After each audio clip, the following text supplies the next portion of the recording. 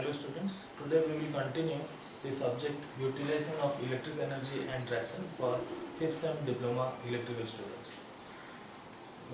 In our last class we have discussed about indirect arc heating. Today we will discuss the methods of indirect arc heating, but before we understand, let us understand direct arc furnaces. Okay, so there are two types of arc furnaces. So let us first understand what are the types of arc furnace. Arc furnace. What is arc furnace? So it is a you can say it is a system by which the charge or the material which we need to heat can be heated. So in this arc furnace, it can be classified into two types. One is your direct arc furnace. So I have written arc furnace as A.F. Okay, you should understand what is this AF arc furnace, but you should write arc furnace directly. Okay, and another are indirect arc furnace.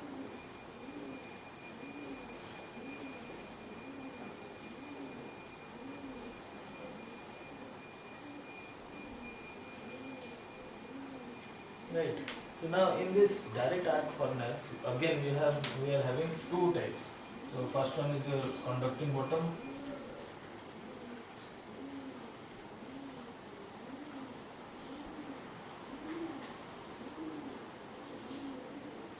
Direct arc furnace, and the other is your non-conducting bottom direct arc furnace. So these are the two types. As in our last class we have studied about a furnace which you might have remembered, that in conducting bottom direct arc furnace I have drawn a diagram. So I will draw it today also so that it will be easily understood. Right.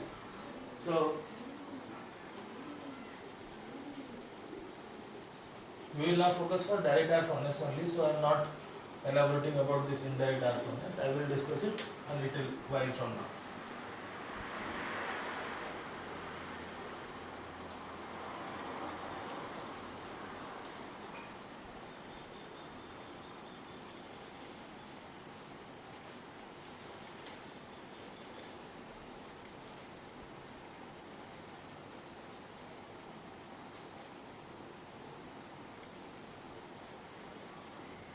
So students, the conduction bottom or conducting bottom I have got with two separate ones. Okay. Conducting bottom direct arc furnace. So I will write as DAF, direct arc furnace, and this one is non-conducting direct arc furnace. Both we will study. In our last class we have drawn a diagram which was this way, and already I have make you understood its working principle. So I am drawing it again only so that you will be easily understanding the working principle. Right. So we are having the charge inside this container.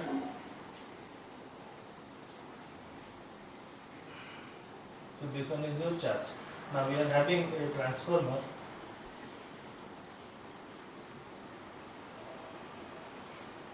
So one side is connected to the electrode, which is connected to our charge, and this one is applied to a AC source, and we have made an arrangement that it will be connected through a rheostat or it may be directly connected also. No issues. Now I will make it connect to the other electrode. Now, this was our refractory lining,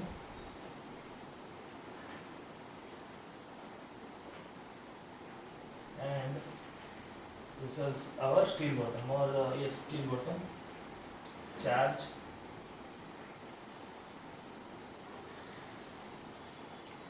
this one is refractory lining, this one is our charge,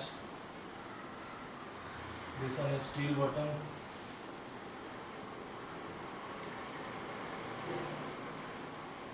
these are two. This is the electrode, this is the another one which I have shown you in a dot form, right? So from this figure it is evident that it is conducting bottom, means this bottom is now conducting.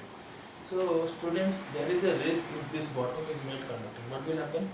We will have to focus on its insulation, and it also can be risky while operating, because this charge while hitting it has to be removed from its from this container, or you can say that from this steel bottom it has to be removed. So there is always a risk.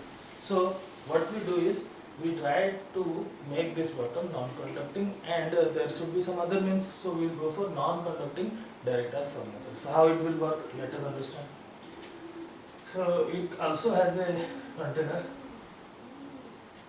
or a steel bottom, because it is mandatory.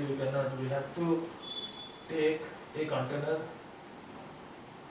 from where this charge has to be heated. So now there will be some refractory lining. What will happen if I will not take a refractory lining? This total system may get burned, or will get into a molten state, because this is a very hot metal inside this furnace. So it will not withstand the temperature. So to withstand the temperature, we are using a refractory lining. Now, this was our refractory lining, and this thing are similar to this diagram. So you can compare. So the only modification here is there was one electrode, now we will have 3 electrodes. Why 3 electrodes? Now we are using a 3-phase system. So there is a arc furnace transformer. So where is it? This furnace transformer.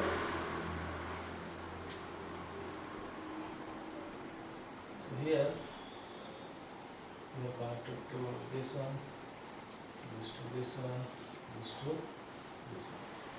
Now there is the charge.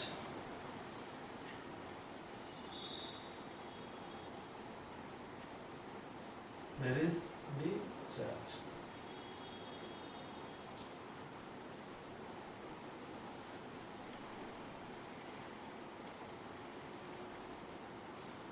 R, Y, V. So this is a 3-phase system connected to a arc furnace transformer or furnace transformer. This is a transformer. And what kind of transformer is this? It is a step-down transformer.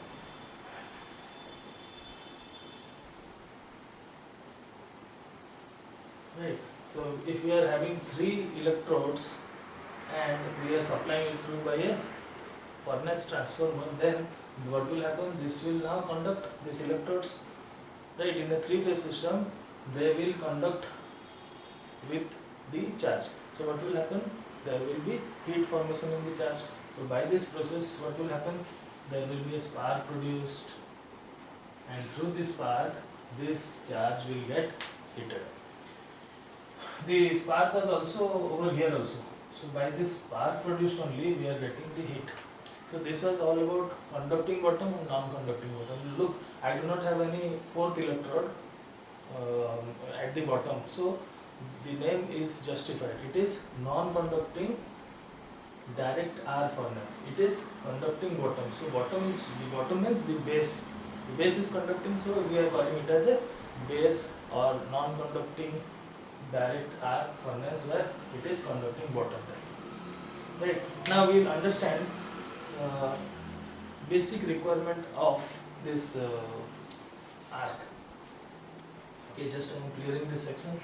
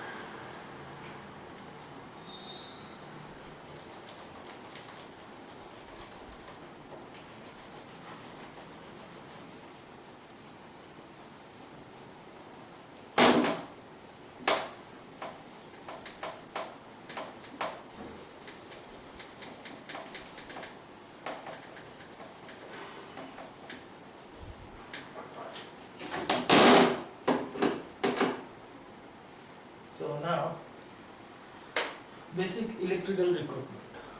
Basic electrical requirement.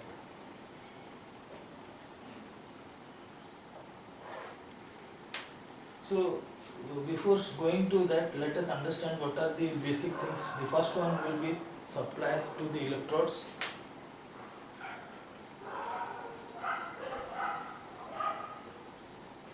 To the electrodes. Number two, it will be your arc stability.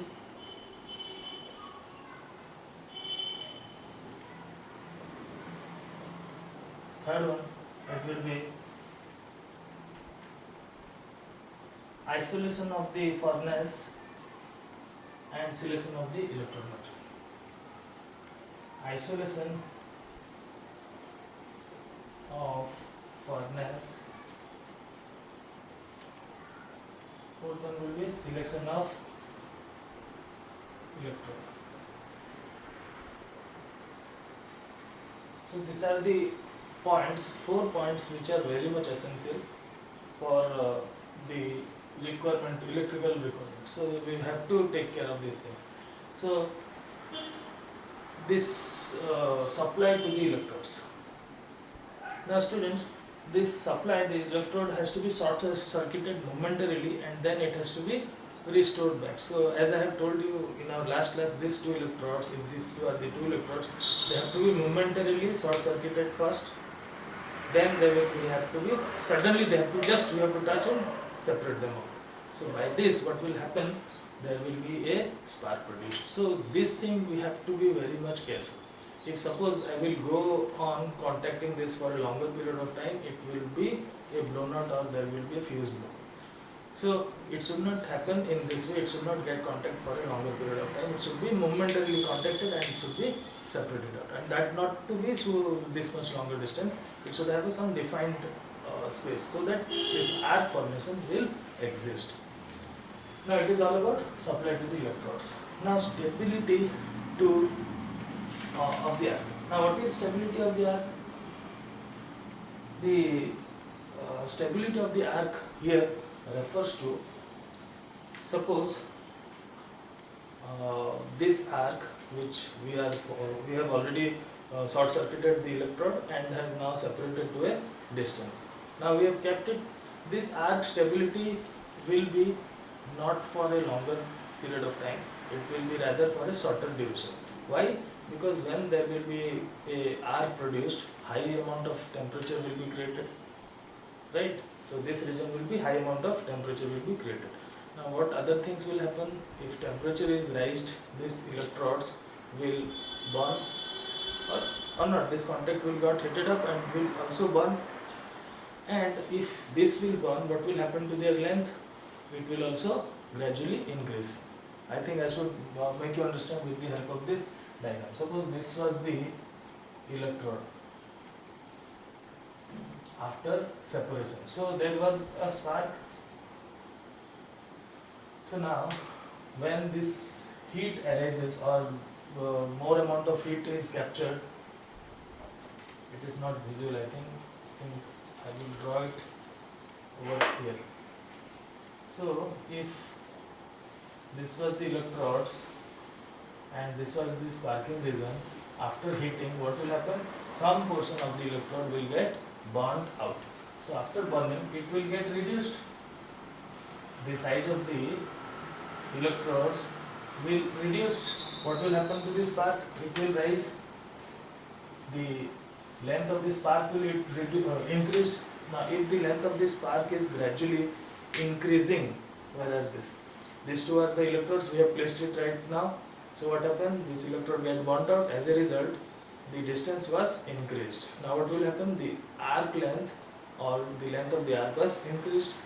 So by increasing the length arc, there is a risk that it may get extinguished. So we are keen to maintain the arc, na? So we are not allowing the arc to extinguish. So what we will do? We will restore this distance again. How? So by displacing this electrode back to the original position. What will happen? The arc will be stable or it will be maintained. Suppose it is burning at a rate, we are just pushing this electrode uniformly, right, at that speed only. So what will happen? It will maintain that arc. Student, another one more thing will also will get affected. You already know the temperature coefficient, because with the increase in temperature the resistance will also go on increasing. So this is another factor which will also affect the stability of the arc. So these two things should be kept in your mind while maintaining the arc. Now the third thing, isolation of the furnace. Now this isolation of the furnace means you have to isolate the furnace electrically.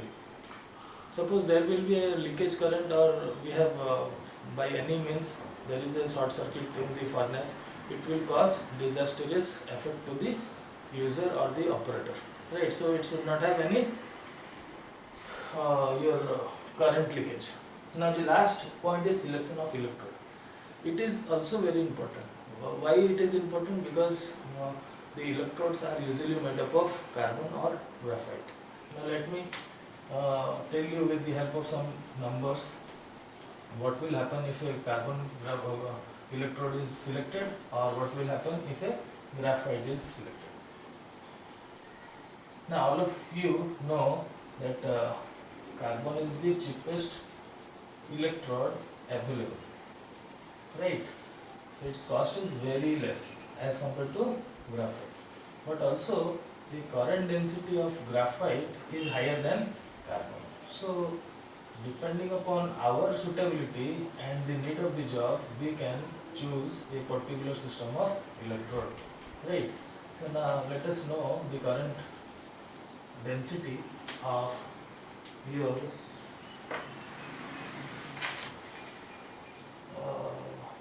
yes. The current density of carbon is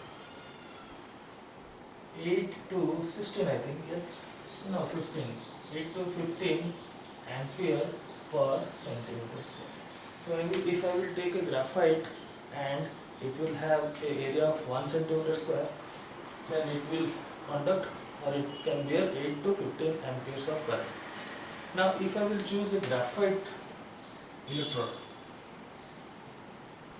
what will happen? It will conduct from 16 to 32 ampere per centimeter square. Is it correct? 32 to 60. It is 32 to 60.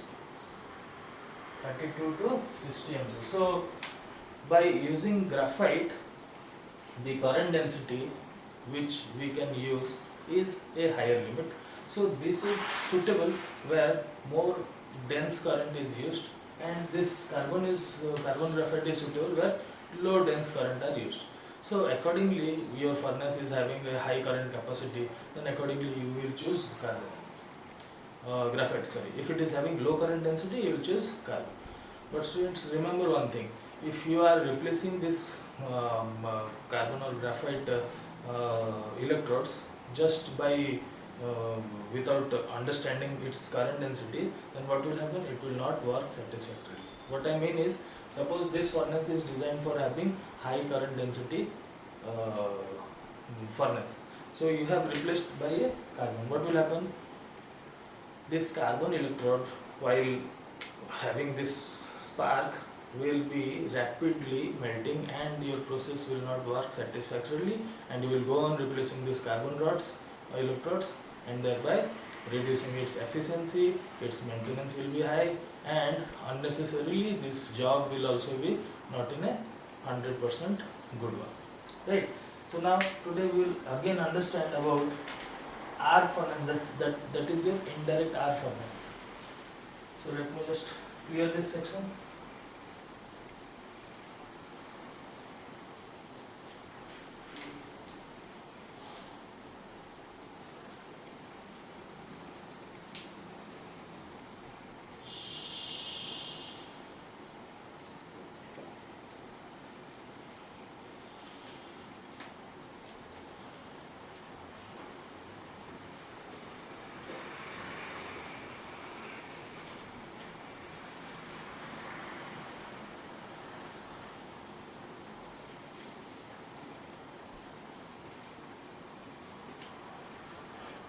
So students will now understand about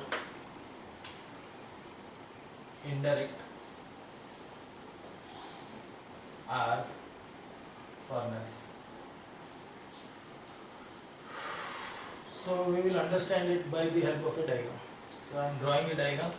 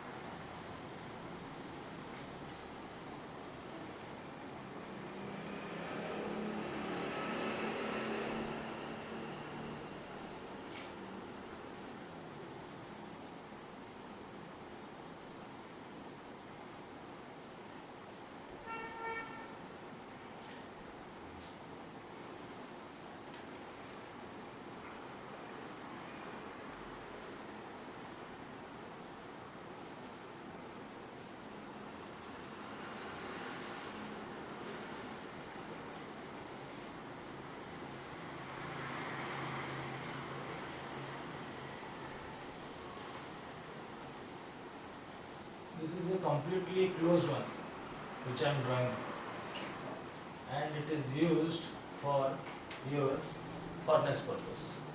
Right. So now what is happening over here is just a minute.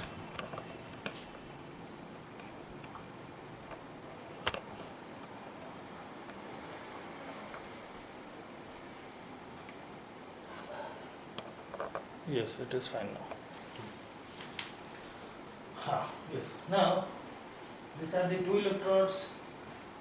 One is your phase, this is your neutral, and this is your conducting or your steel cell.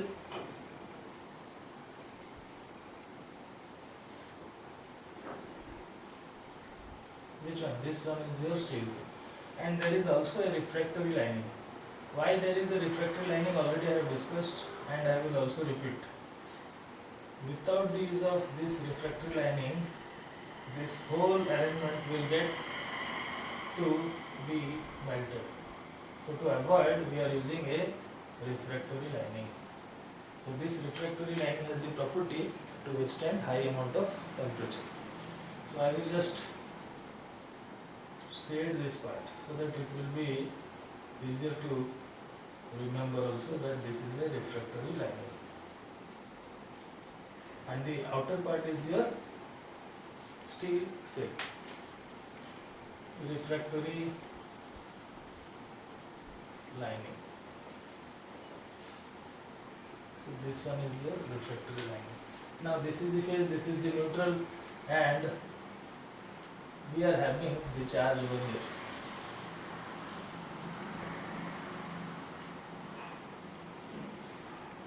We are having the charge present over here. So I will write it down. This is our charge. Now we are having two rocking wheels. What are rocking wheels? I will tell you. Rocking wheels. And apart from that, anything else which we have left out? Charge, electrodes, arc. Yes, electrodes.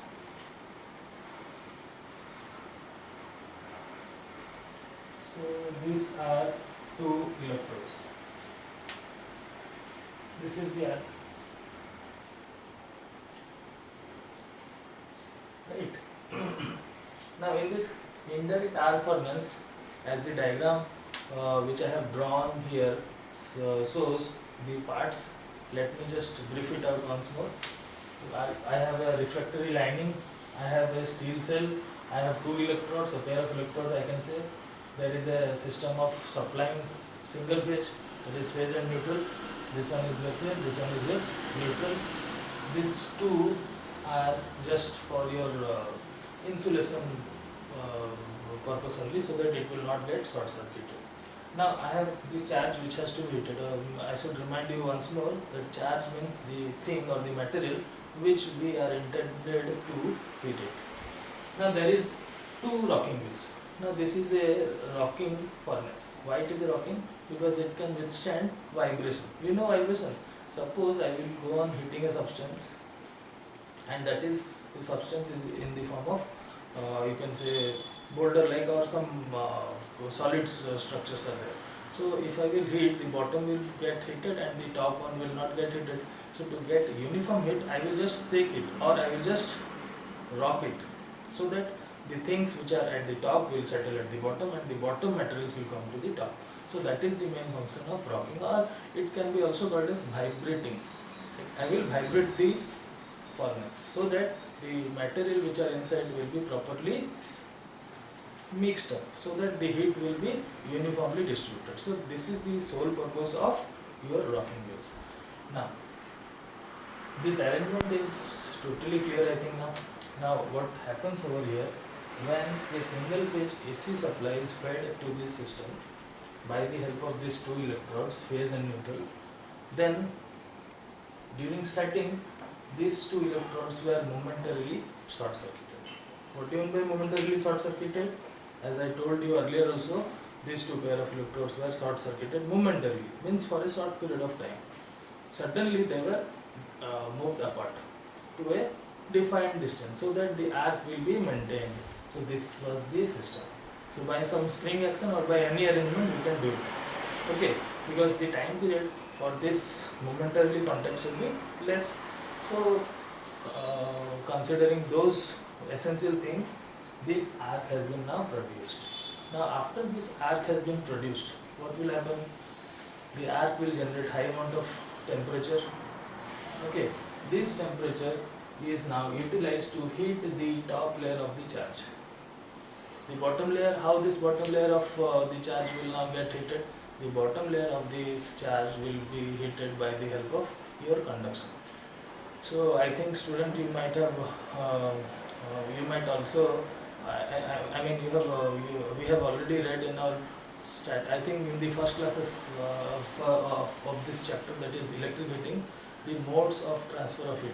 It was conduction, convection and radiation. So here we are utilizing two modes of heat transfer. The first one is your radiation. How radiation? Because this part will produce some light, and through this light, this heat energy will be transmitted to the top layer. These layers will be heated, and simultaneously the refractory linings will also be heated up. Same amount of heat will be liberated. But the material which is present deep inside this furnace, how they will be heated? So they will be heated by conduction. And students, if I will not just move this material, or just I will not take this charge, those charger at the bottom to the top and the top charge to the bottom, then we will not have a uniform heating.